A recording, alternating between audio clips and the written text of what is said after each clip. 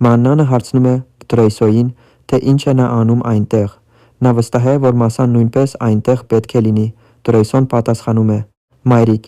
չես տեսնում, որ Մասան և ես միասին ենք, այնպես որ չպետք է իմ առջև գաս։ Մաննանը պատասխանում է.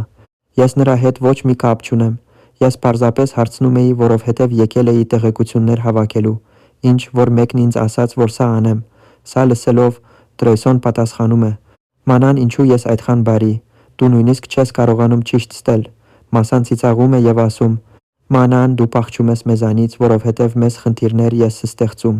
Այնուհետև Տրոյսոն հարցնում է Մասային, թե կարող է նրանց մի որոշ ժամանակով մենակ թողնել։ Սա լսելով Մասան տխրում է, քանի որ կարծում էր, որ Տրոյսոն մի պահ անգամ չի խոսի Մաննանի հետ, բայց Տրոյսոն Մասային ասում է հեռանալ, ինչը հանգեցնում է նրան, որ Մասան հեռանում է։ Այնուհետև Տրոյսոն ասում է Մաննանին. Մանան, ես չեմ ուզում քեզ վնասել, բայց ինչ է պատահել ավելի վաղ։ Մոռացիր պատահածը և մի սպասիր, որ ես քեզ կաջակցեմ։ Սա լսելով Մանոնը կասի, որ դու մտածել ես Մասայի հետ ապրելու մասին, բայց Վրեսոն կասի,